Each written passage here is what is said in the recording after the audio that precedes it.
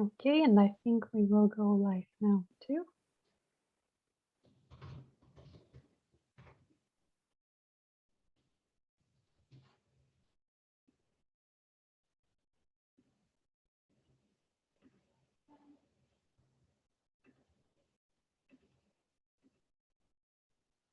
Wonderful. I think we are live.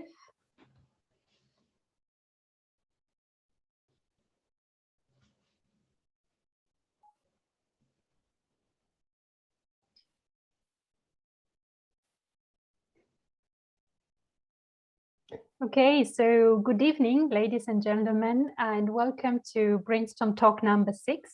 Today we will discuss about the future of work and how AI is shaping our work realities in general. But to start, I would like to share with you some tech aspects that will hopefully make our interactions online more pleasant. So first of all, I think it's important for you to know that we are recording this session and we are also live streaming on Facebook. Your mic will be muted and we are grateful if you could keep your mics on mute until the Q&A session. You can always use the chat function if you have any burning questions that cannot wait until our Q&A session. And without further ado, just perhaps a few background elements for those that are connecting for the first time to our online talks. The Brainstorm Talks is a joint initiative between two organizations, so JAMBA Career for All and AI for Development Agency. Our main purpose is to raise awareness about AI and to ensure that all citizens are empowered in the era of artificial intelligence. This initiative encompasses in total 10 talks. So we are now by talk number 6. We still have 4 more to go. And as you can see, our next talk number 7, will be on AI in healthcare or AI in the healthcare industry, which will take place on the 22nd of April, 6 o'clock in the evening. So this evening, we are honored to be in the presence of Julia Istrate, psychologist, global talent solutions architect and podcaster, and also David Timish, a global communications manager, generation curator, and TED speaker.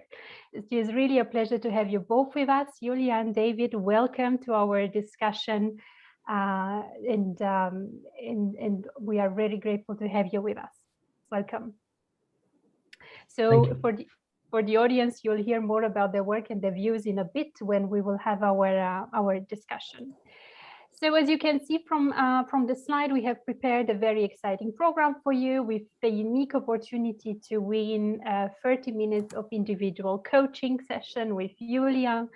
There will be a very short quiz of about 5 questions that will be played at the end of this session. So please stay tuned until the end of the session and make sure you play the quiz so that you can win this amazing prize. Thank you again, Julia, for your generosity. And before we get started with the discussion, we have actually prepared for you a very short poll of about 3 questions, as we would like to get to know our audience a little bit better. We'd like to get to know your expectations and your ideas on the future of work.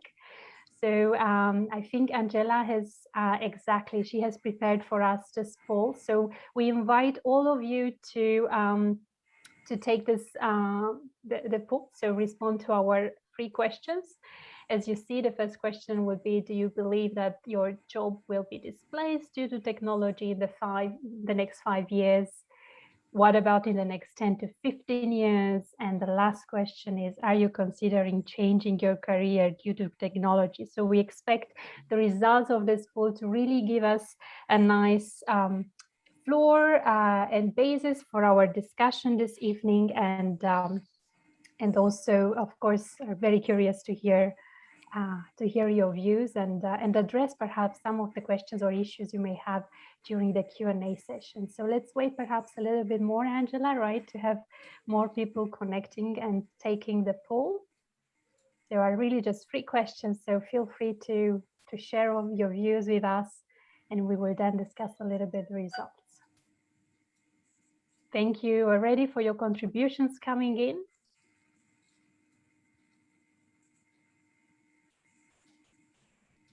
Great. Yes, I think we can stop here, and let's go to the results. I'm really very curious to see what the audience is expecting.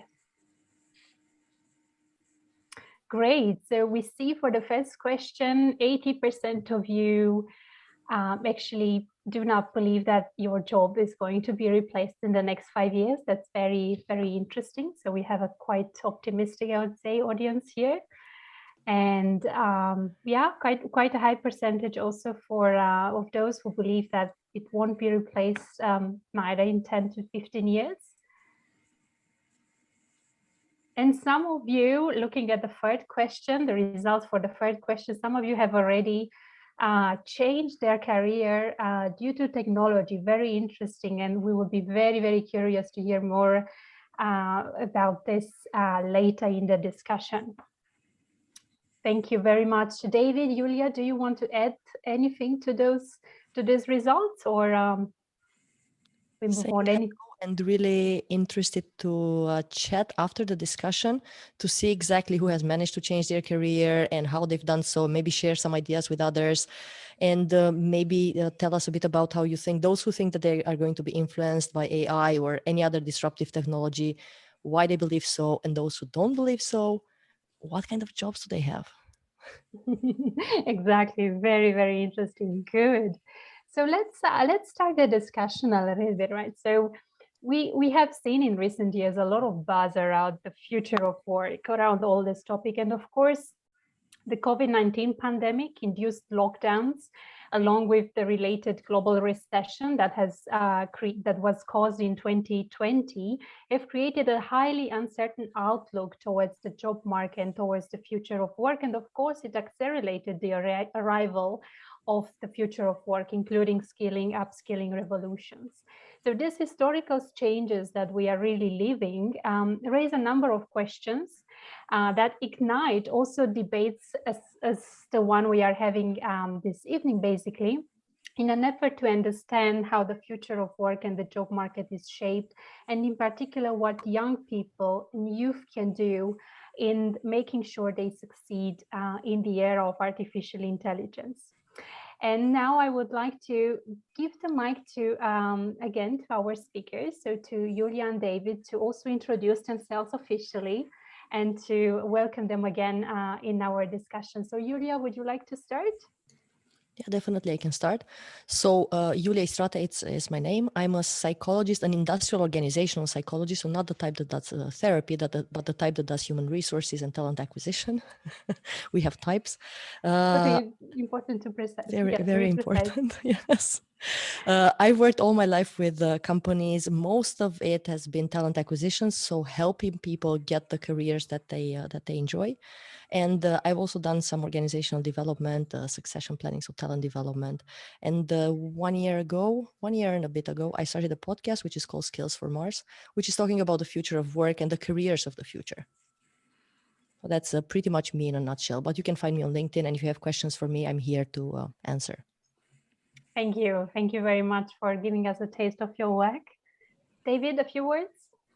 Sure. Thank you again for the invitation. My name is David, originally from Transylvania, Romania, and currently based in Brussels, Belgium. I'm a communicator at heart, as my current role, Global Communications Manager, says, but I dabble in quite a few things, be it public policy, curriculum design.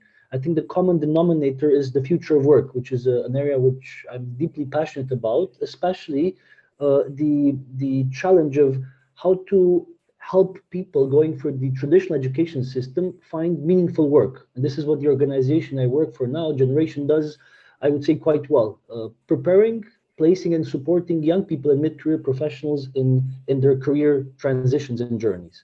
So I will stop here and looking forward to the discussion we'll have this evening. Thank you. Thanks again to both of you for joining us. So let's start perhaps with a quite easy question. Easy on the brackets. So it has been almost 1 year now since we are in this pandemic. It has changed the way we interact with each other. It has changed the way we work. It has maybe changed for some of us also the way we look at life. How was your experience? To both of you, I'm addressing the question. How how did you experience 2020? Who would like to start? Julia, perhaps? I can see that I already have the mic unmuted and David is muted, so I'll go for it. So for me, it started with a lot of excitement. Then it was panic, then fear. Then I ran away from a place which I thought was dangerous and going to a place which I thought was safe. I was in Singapore the moment this whole thing started. And when I came back home, everyone seemed so relaxed and peaceful that nothing is going to come to Europe. But in the end, I think exactly a year ago, we closed our borders and we started to feel the pandemic in Europe as well and in the US as well. I think the first period was definitely fear because we didn't know what was going to happen. We suppressed the fear, or at least I suppressed the fear with a lot of work. And towards the summer, then I somehow got relaxed and I understood how it affects younger people, healthier people, and so on. So I was able to enjoy life, enjoy some sports, get a bit out there, stay in the sun. I was really closed in my home for 2 months or so, yeah.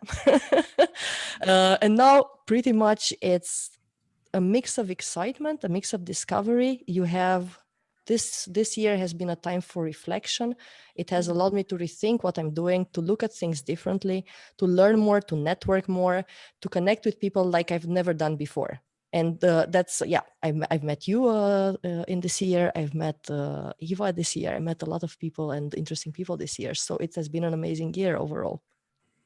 It's true. You're completely right. For me as well, I see 2020 as a year of really a lot of development and interesting and innovation, and we innovated ourselves somehow. It's innovation work. David, what about you? How was your year? Where were you when it started? And yeah, my year started in a really interesting context because I was in a silence retreat, probably the worst place to be for a communicator, a place where you have to shut up and close all your devices, be it your laptop and phone. And after a week of that, I woke up on the last day of the week, Sunday, waking back to a very different reality from the one I knew before joining the silence retreat and meditation course in the south of Belgium, where I was based at the time. Next morning, I packed my backpack because I only left with the backpack and left Belgium for Romania, where I heard, and I was eventually right. The situation was a bit better initially in terms of the way the health crisis was managed and handled overall. And I've actually spent a year in Romania, so I took advantage of the fact that everything from my master's, which I was pursuing at the time, to the future employment I had, was conducted online. So I took advantage of really staying a year with family and friends from my childhood. And in a sense, in order to kind of partially quote the World Economic Forum, but not all the way, to reflect, reimagine, and reshape at least my perspective on many things. So it was a good time for me in this perspective to spend time with family and to kind of rethink about my life and about life in general, about humanity in general, if I can put it like this, as much as it might sound a bit lofty, but I think we all had the chance to look a bit at the broader picture and how in what role we can play in this great scheme of things. So that was it for me, I think. So true. So true. And let's stay with you, David, as you just had the mic open before. Your current research or your recent work actually is, as you were just saying, targeting or focusing more on the future of work and how AI is perhaps also shaping that picture and that landscape. What are the trends that you have observed recently? What are the hypes ongoing in the research world or in the coulisses of the World Economic Forum? It's actually fairly public, so it's not. I think, at least to my eyes, or in my sort of network, it's very common knowledge that what the COVID-19 crisis has done for many industries and sectors was to accelerate everything, especially the digital transformation, which was already happening for a few years, but it was not really equally divided. So tech companies, and I used to work for Google, were already working remotely. The employees, they were already fairly digital. Obviously, it was their industry, their business, whilst many other entities, and now I also refer to the public sector, to universities in particular, were not really prepared to move everything online. So I think it was an accelerator, the pandemic.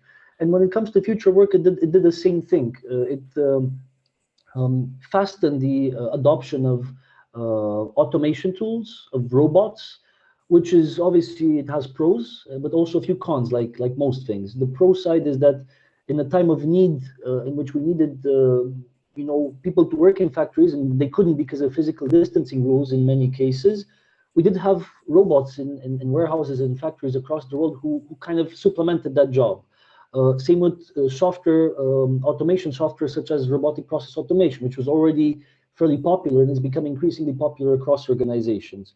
The downside is that some of these changes, some of these, let's say, robotic or automation replacement of humans are going to be hard to reverse. And I do see many of the jobs that were sort of lost temporarily during the heat of the crisis, during the peak of the crisis. It will be hard to see both companies and employees want to do the same jobs now. And I refer now again to many of the more physical, dangerous jobs, either because of the COVID crisis, but also because of just their dangerous jobs. They're jobs working with heavy machinery, jobs in which people already were losing lives and getting injured before even the health crisis started. So, and I don't want to go into too much detail because it's a really complex question you asked, but I think this was the main sort of thing I noticed in my research, the acceleration in general that COVID has brought, but in particular, when you look at the future of work, is the acceleration of implementing automation software and robotics, especially in physical jobs or industries that have a lot of physical jobs in their composition. So I'll stop here. Thank you. Yeah, definitely.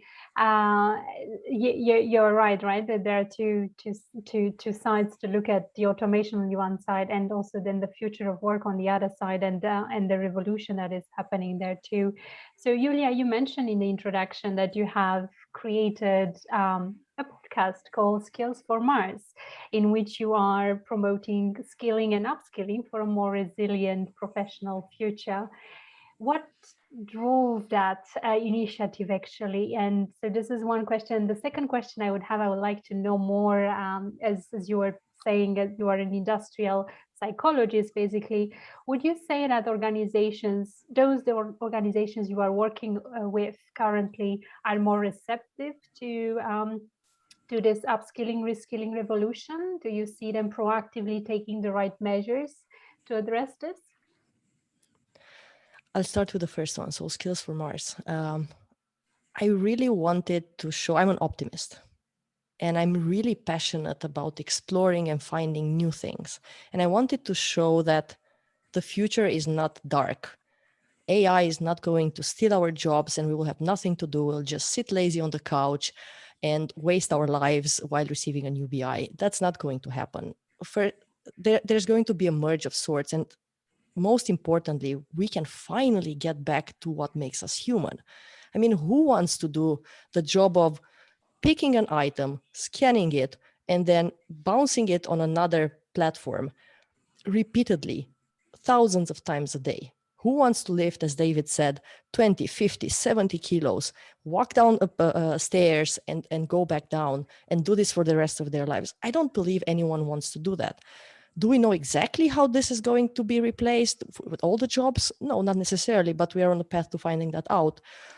But I think just looking at the opportunities that the future holds for us, it's extremely, extremely energizing. Or for me, it gets me into a state that I go to sleep and I cannot sleep because of the excitement of the ideas that I have, not because something bad is going to happen. So I like this kind of state. So I wanted to transmit that for sure, and have guests who are talking about the positive sides and what's going to happen positive while we implement technology. So everyone can actually see what their opportunities are.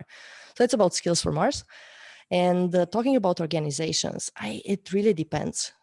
Some are really took the bull by the horns already. And like an Amazon, for example, they're already thinking that they're going to replace people with robots. So they're training their workforce already, reskilling them so they can get other jobs, better jobs when they get out of the warehouses. But some of them are nowhere near. They haven't even started thinking about it. And some are somewhere on the adoption curve. So I would say that, yeah, let's keep them somewhere in the adoption curve. But it's very, very funny because when you talk to them, I always give them the example from Fathom, right? They realize that they can easily turn accountants into cybersecurity specialists. I mean, it's just a knowledge, a hard skill gap, not a soft skill gap, and they can easily do the transition. And whenever I talk to this with HR leaders and business leaders, they just look at me and turn around, and then 2 or 3 months later, they come back and they said, interesting thing about this future of work. Exactly how is this done? So when do we start? When should we do it? Who should we think about? So I think they're starting to open their eyes, but to be extremely fair, they have been in huge distress this past year. Figuring out which employees go to work, which do not, what to do if someone gets sick, how to keep them separated, how to work from home, how to make everyone feel included. I don't think this past year and a half for in some places has been easy for them. So the thinking about which job is going to be replaced by AI, I don't think at least this past year has been on anyone's mind. Remote work, though, has been. And that's driving, as David said, some extremely significant change. I'm just thinking about people in remote locations that now, due to remote work, they can actually have access to jobs, whereas they have never had access to jobs. I'm thinking about people with disabilities that literally, I mean, they had to, we come from Romania, Transylvania, because we're really proud of it. But thinking about someone who's in a wheelchair, it's impossible to get out of a block of flats, get into a bus or any kind of public transportation, go to an office, get up to the 4th floor and work somewhere. It was infrastructurally impossible. But now, because these jobs can be done from home and companies are accepting this more and more, we are opening this to the whole world. And this is good. Yeah, I agree. I think, as you were saying, right, so the current pandemic has definitely put certain jobs at risk, certain companies at risk, but there's also a wealth of creation of new possibilities and new jobs and facilitation of access to certain jobs for a particular category of people. So there are kind of a little bit of two sides of the coin here. But, just before the pandemic, I had the impression actually in 2019 that governments around the world were creating so many reforms and many documents and many policies addressing the future of work and trying to make sure they are, helping their citizens to catch up with all these transitions. And on the other side, the businesses in general are talking about enhancing productivity, using AI or not using AI. And I thought we were quite well prepared, or we were somehow on track with this change. And yet I realize even more now, accelerated during the pandemic, that we are very far actually from being ready for the transition. And I have the impression that we are missing something in the whole picture. What are we missing, in your opinion? What are you seeing? What are you experiencing? Do you have any thoughts and ideas on that?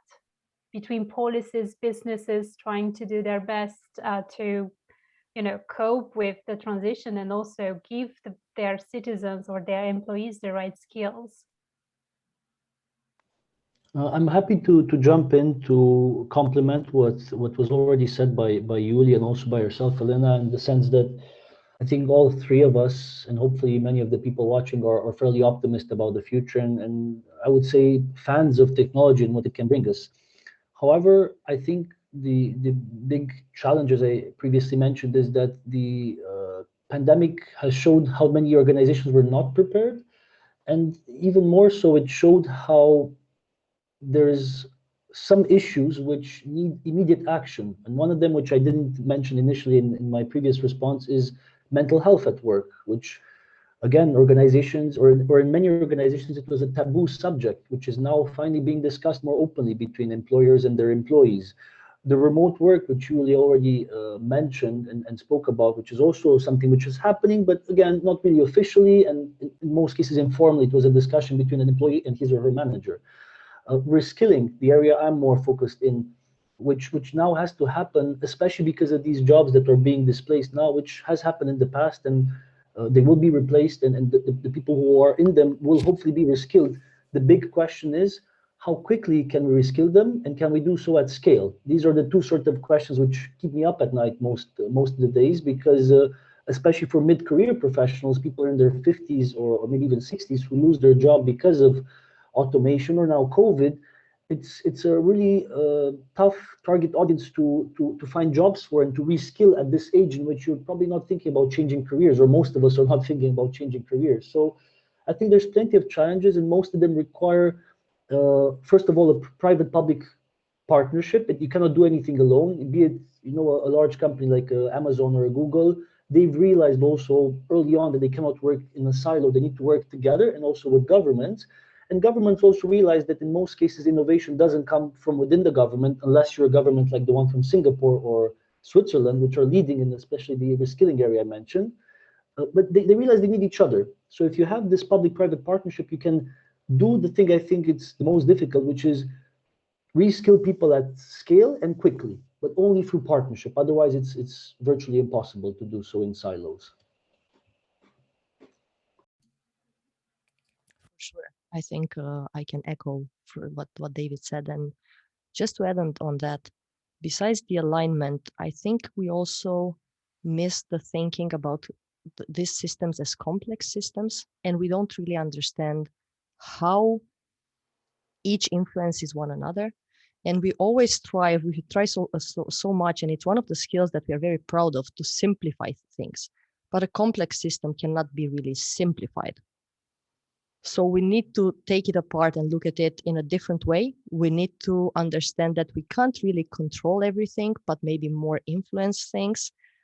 And I think we also need to talk about education, not only at university level and master's level, where people start to learn about AI and development and blockchain and all these new technologies, but even early on.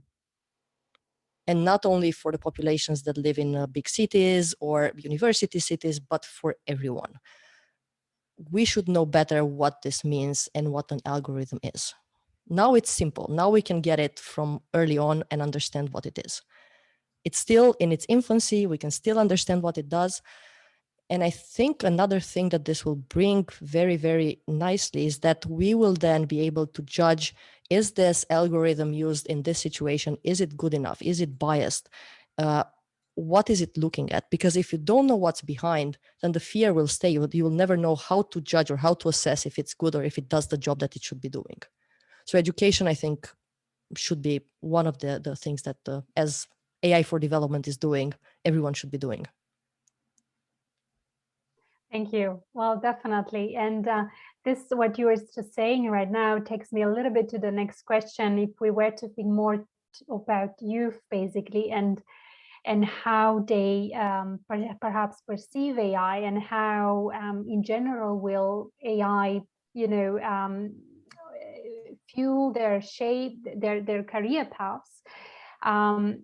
We also notice actually a lack of diversity in the AI industry and the access to technology, also access to education in some places, access to internet in other places, which all of those things beg actually the question, how do we encourage youth from underrepresented populations to explore and pursue perhaps career in AI, or an understanding of AI in general? What kind of educational programming or informal learning have you seen out there that could be helpful for them to enhance and facilitate that dialogue among youth, in particular from underrepresented populations? David. It's great to hear that we're moving towards this subject, which I guess we all care about, and for myself in particular, for sure, I love to speak about education and its role in this whole future of work, future of everything, because I think education is the key, regardless of what future we're speaking of. And access to education, quality education, I think is an important topic to really have a panel just on this, maybe in the future. But just to answer your question, I think now the pandemic has also exposed, and the word exposed is probably not too far-fetched, what lacks in the educational system of not just a country like Romania, but in the US and across the world, which is the nimbleness of a startup, the ability to adapt to change, which very few universities were initially, at least in the pandemic, were able to do. And I was actually a student when the pandemic started, and the university I was studying in, they had many challenges of moving everything online, and not just moving everybody and everything, the whole curriculum, but also to train some of the professors who are maybe less digitally savvy to now interact and engage with their students online. So this was a huge challenge. And I think there's two answers to your question. First of all, for AI and what you guys do with AIDA and other organizations, it's very important to equip people with digital literacy skills focused on specifically AI, as you guys do, which, there's also courses like Elements of AI, and Google and Microsoft have courses on AI as well, free courses online, which are great to educate people in the general topic of AI, and to have almost this sort of new ABCs, which is just A and I, artificial intelligence. So you need to know your A and I's in the future, the basics of it. However, what I see happening now in education for those of us who want to focus more on AI and other subjects in particular, is that nowadays people they're becoming more pragmatic. Obviously, the speed of change makes people to become more pragmatic and thinking more about their future after studying. And in many cases, after studying, people want to find a job. And unfortunately, as we have our educational system set up now in most places globally, you're not guaranteed a job, even if you finish at Harvard or Stanford. You're literally not guaranteed anything, and you have to really still strive for finding a place of employment. And in many cases, in some cases, 2 to 4 years that you spend educating yourselves, or years in which you cannot really work full time. So this begs the question: is our education system prepared for this fast-paced world we live in which maybe if you start now studying an AI degree or AI-related degree, in 4 years, it's irrelevant.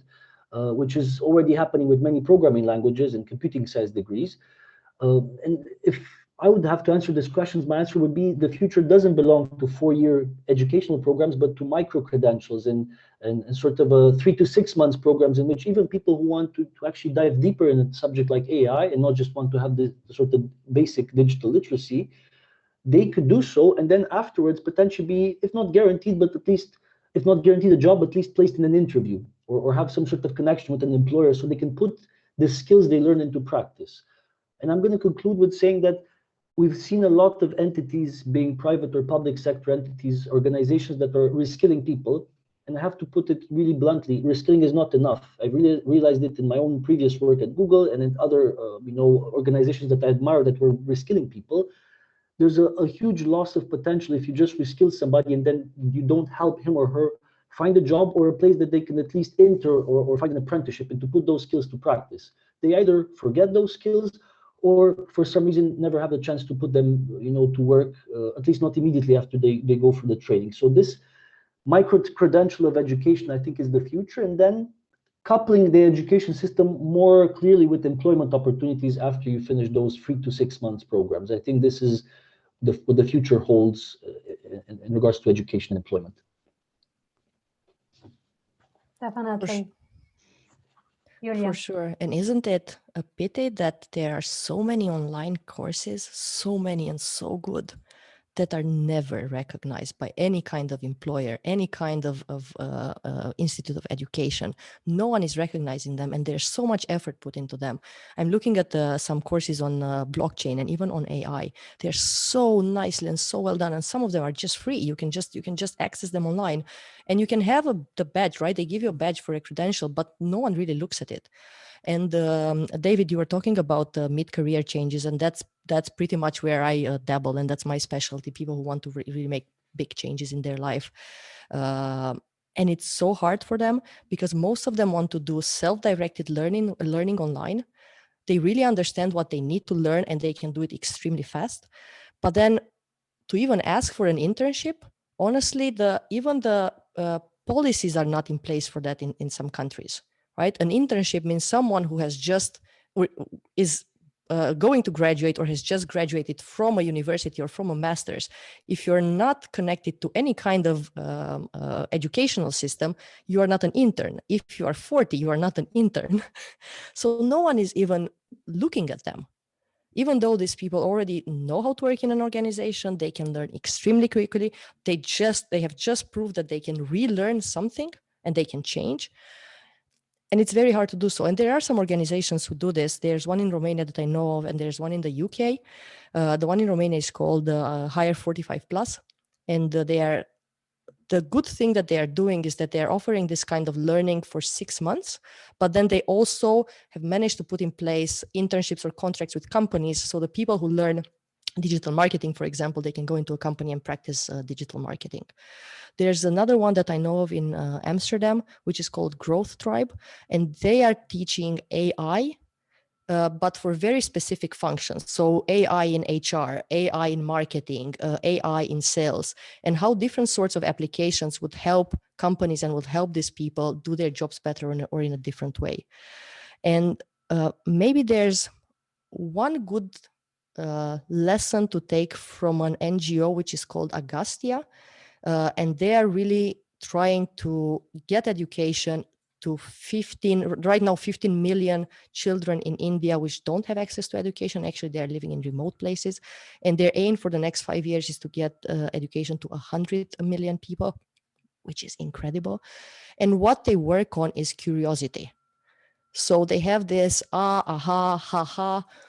So for just to connect people to what they learn new and how they can apply it in their day-to-day life. And I think just this principle of curiosity can be applied in anywhere, any kind of new technology, any kind of new things that we are doing.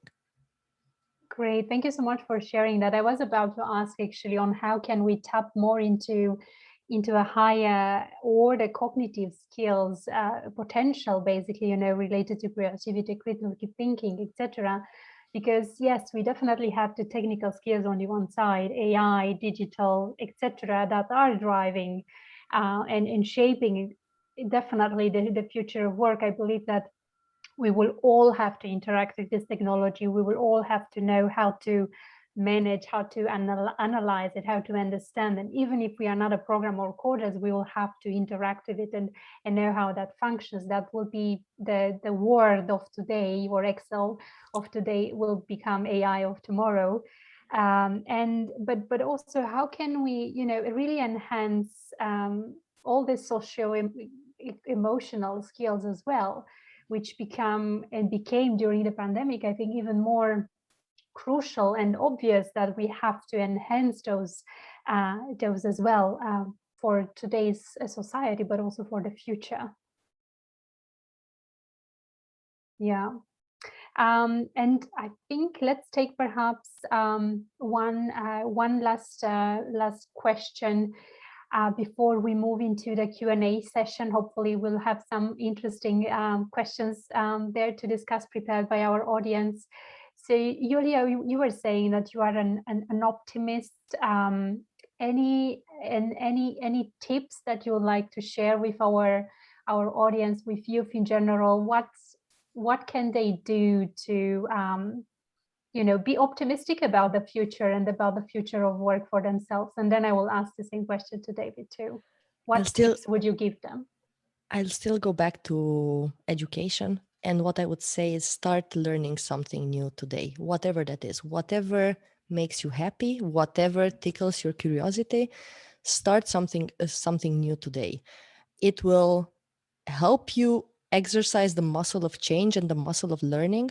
And that's one of the most important things that you can do for yourself. That's one of the most important crutches that you can rely on for a future-proof career. Learn, continuously learn. Don't stay on the couch and think that there's nothing to be done. There's always something to learn, always something that you can find to just sparkle a bit of curiosity.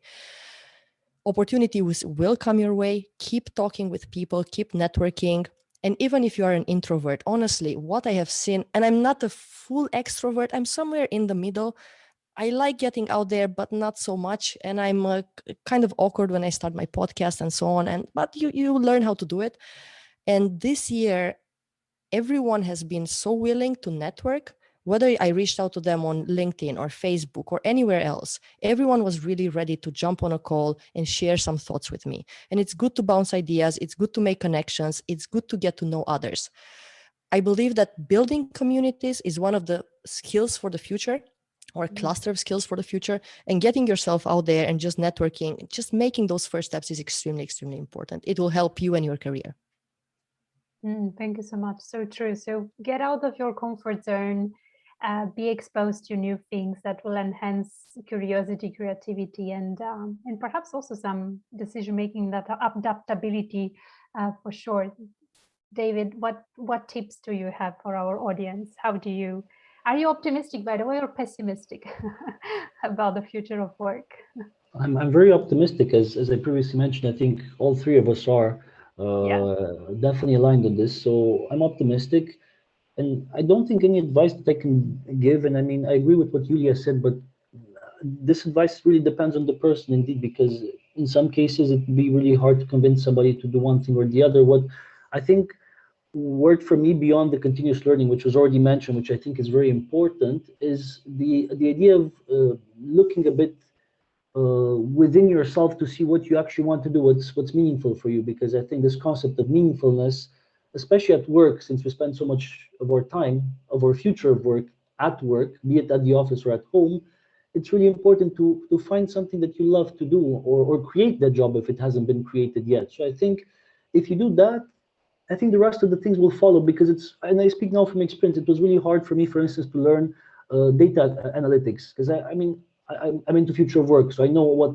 all the exciting new jobs will be in the future. I read about them, I'm fascinated about them, and I would love to learn at least a couple of them, but I realized how it's not for me. It's something which I'm not that good at, and I'm not passionate about it as much as as hard as I tried to learn it, and I know the gist of it. I'm not going to be proficient. So I realized, luckily, early on, before I actually studied so many things which I'm not good at and I don't want to really develop, that it's more important to focus on your strengths, develop them, whilst having this sort of a broad and general perspective on a few other topics which they're important, but they're not just your cup of tea. So I think as long as we find what we really care about, everything else will eventually kind of fall into place. Very interesting perspective, right? So have that a little bit of an inner journey, find that purpose and that energy that drives you in general, and then focus on that and strengthen that. Amazing. Thanks for sharing that. Thank you.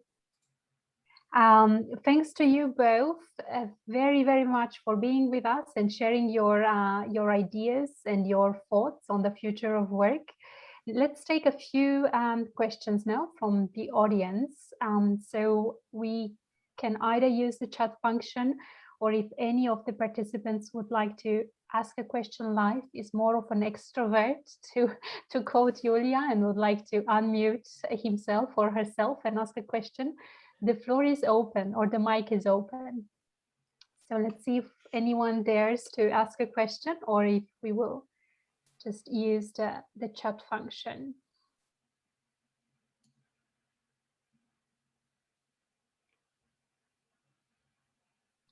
So I see there is one question on the chat from Laura. Laura, would you like to ask your question or your questions?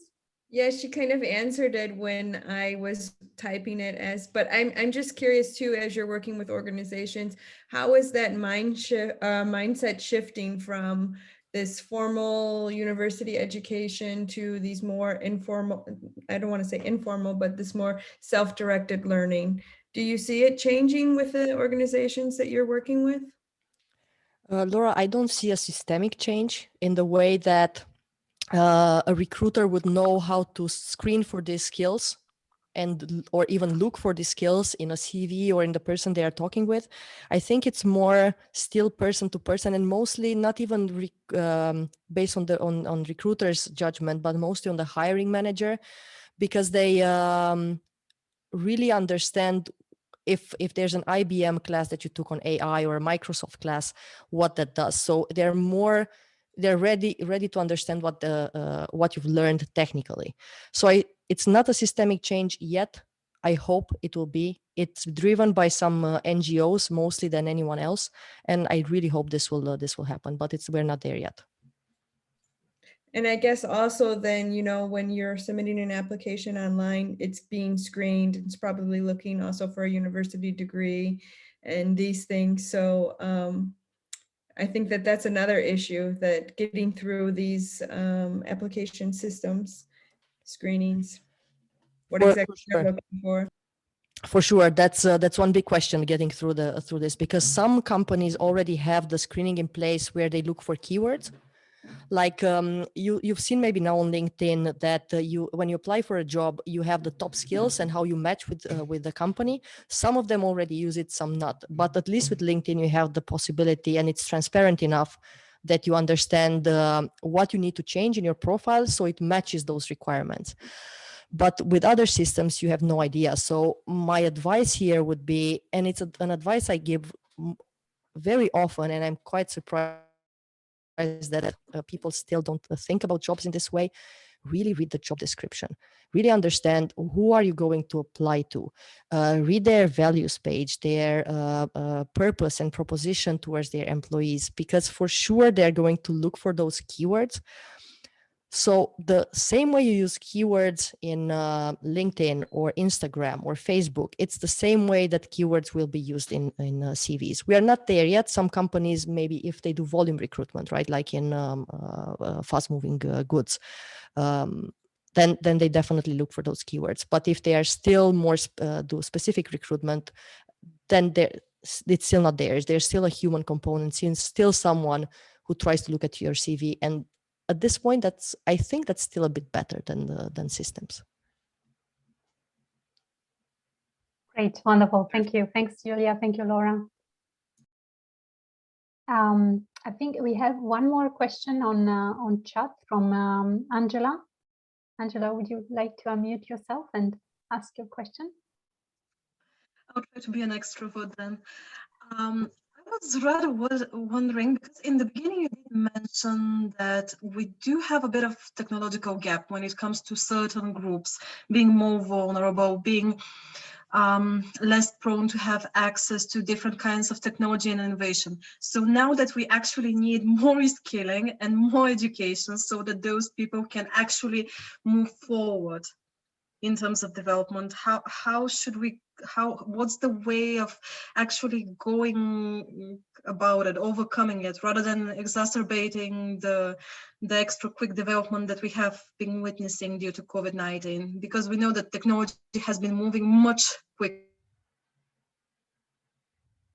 in its implementation and adoption now, and the lag, isn't it getting even bigger for those groups? Do you want to take this one, or? It's a hot potato one. Yes, let's start with David, perhaps. I can do it if not an issue. Yeah, go ahead, Julia, if you offered, please do. I think it's as I was just saying, I think it's a very complex thing to tackle, because you're not only dealing with technology and especially AI, it's built for scale, but you're also dealing with the human component, and humans change slower. I was just to give you an example. I just randomly, I like to ask taxi drivers how do they feel about self-driving cars and their jobs being automated, and I had literally zero taxi drivers who really believed in this. Everyone looked at me like, where is this question coming from? That's a fairy tale. That's a story. They're not even thinking about this, right? And these cars are already being tested. I'm actually looking forward to jumping into one because I'm so bad as a driver.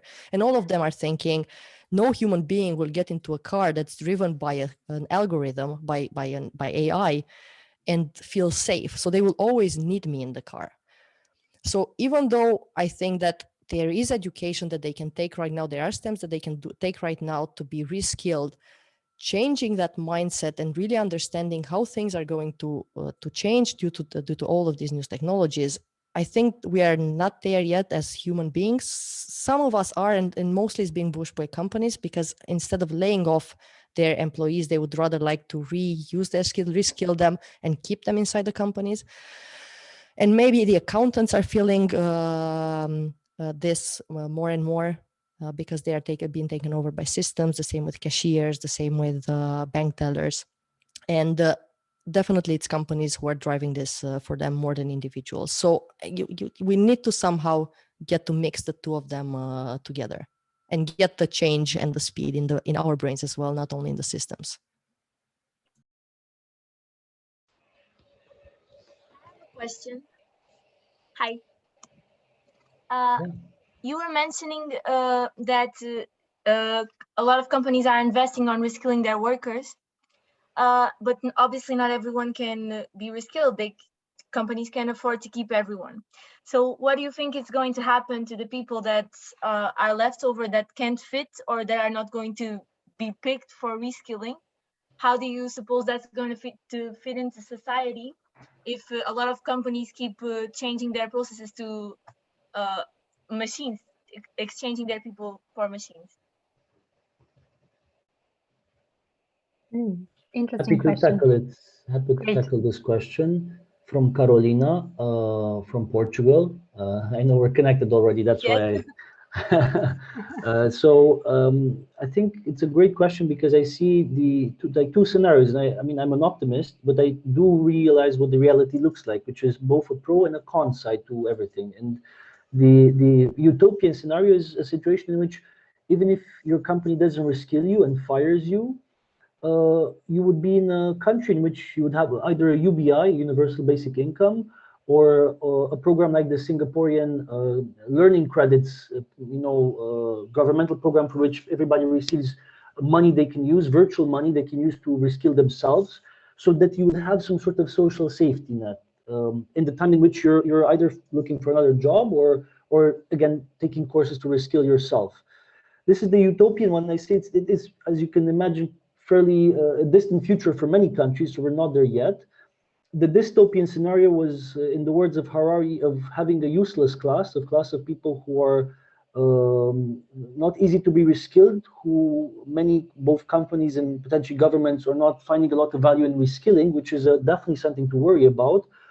The middle ground to these two scenarios is that we will wake up now, that COVID is the wake-up call we all needed, so that companies will do as our friends from Fathom always preach, not automate but augment. So use technology to help people be free of mundane tasks and do actually more meaningful work. And in the meantime, if you have a person who literally cannot be, for some reason, reskilled, Amazon has this program for which, before literally firing people, they give them 6 months of training and support to help them find a new career. So there are already programs in place that are helping employees who are, as I said, potentially not easily reskilled to find some sort of meaning. But I don't know what the future will hold. If we're going to be more in the middle ground I described just now, or it's going to be more of a dystopia or a utopia, it remains for us to see. And the only thing I can encourage people to do is to prepare themselves and not really wait for anybody to do it for them, be it governments or private sector. Continuous learning is what Yuli already mentioned, which I'm a huge supporter of. We should empower and we should feel empowered to do our own learning and reskilling as much as we can do it, obviously, and to not count on anybody but ourselves in this journey, because at this stage, not many countries or companies are doing it, but hopefully more will do it in the future. Thank you, David. Thank you. And I'm looking forward to the moment where we value a job like a community leader, someone who lives in my neighborhood, who in times of crisis just checks on the people who are either elderly or people who have parents at home or who have 3 or 4 kids at home. And we value that job, and we pay for that job. We compensate that job as well. We don't only give them a pat on the back, because I think that's really important. If you look at the tiny details in our society, I think we are missing so many things. There's so many things that we would like to see better. So why not leverage the skill set that will be out of a job and let them do those jobs? Amazing. And, that makes me think of some recent research I read about also the idea of having motherhood as a job, right? And being a paid job as well. So I also look forward to to that kind of setting in our system. Thank you so much. I'm afraid we don't have any time left for further questions.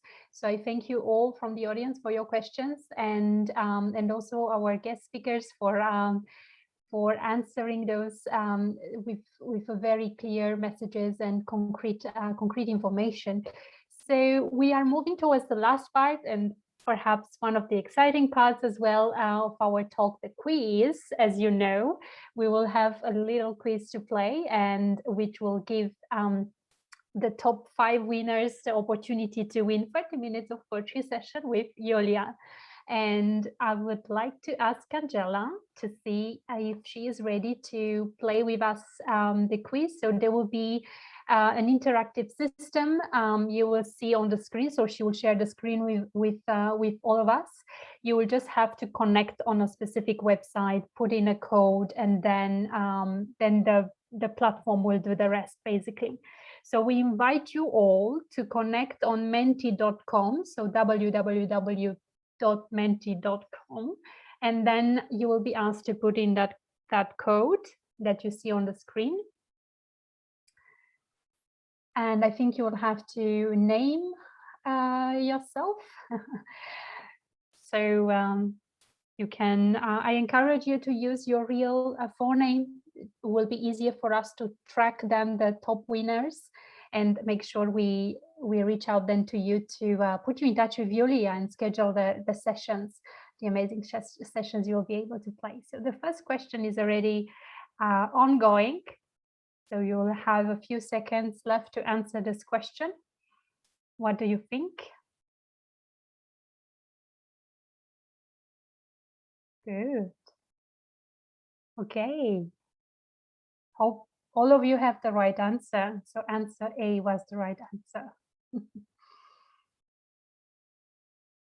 think we can go to the next question.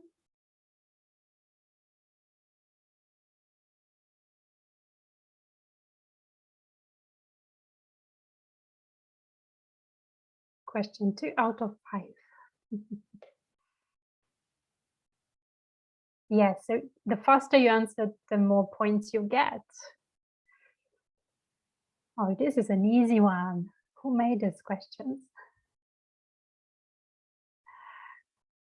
Great, let's see how many correct answers do we have. Okay. All right. Fabulous. Let's try Great one. opportunities, right? 85% still not, we don't know what's going to happen. Yeah. As you both of you were saying, we will shape together, create the future together. Let's move to the next question. Question number 3. So 3 more questions to go.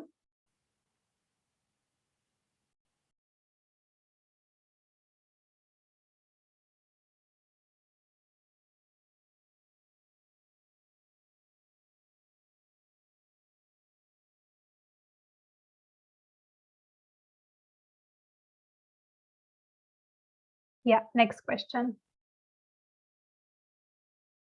I think, Angela, if you go on the file back where you were before, where you have the legend, exactly, click on next.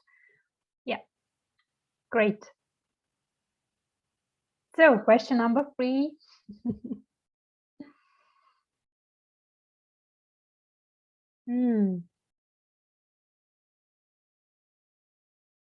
Of what will be managed without a human by 2020? Who knows? Who has any idea?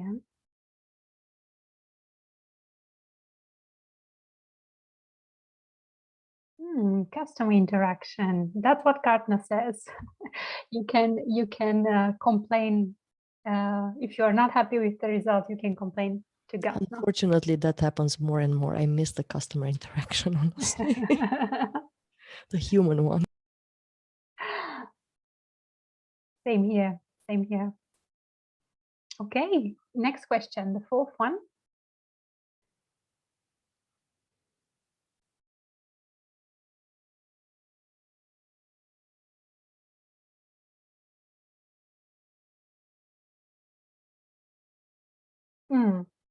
This should be an easy one for our audience. Which tool is used in AI? Python, yes. Bravo, great. Fabulous. And we'll now have the last question, and then hopefully we'll be able also to see the winners.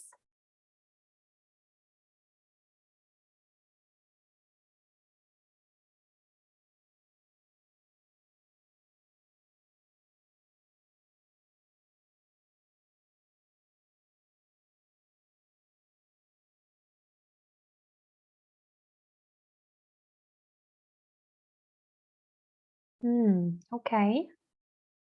City top ranked in AI.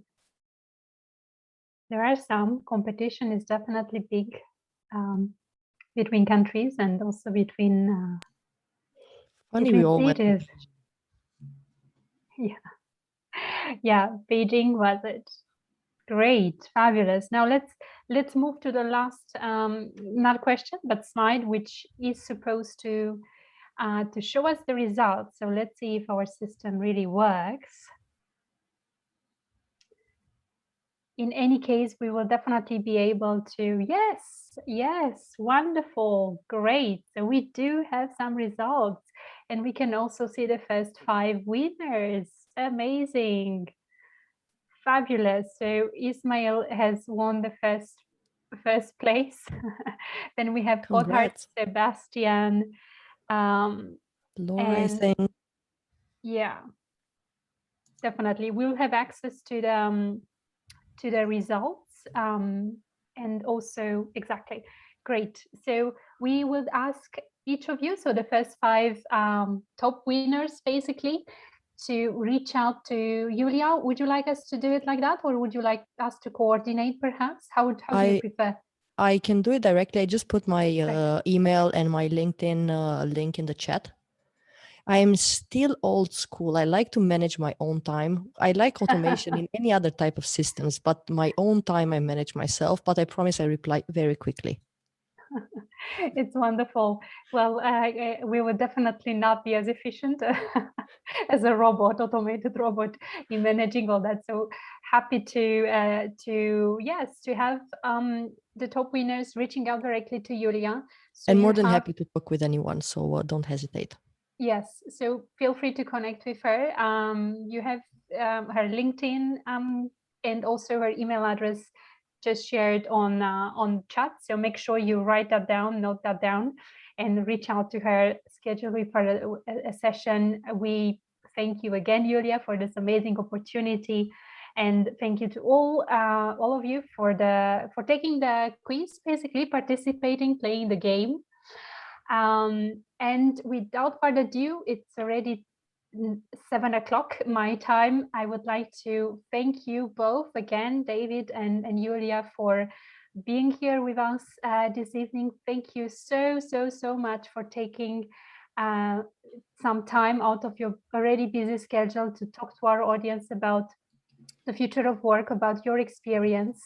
And also extremely happy to see you are both positive about it, both encouraging us to be creative, to get out of our comfort zone a little bit, keep learning, keep talking, keep networking, keep addressing new things that we may be afraid of at the first sight, but would definitely be very, very useful in the long run.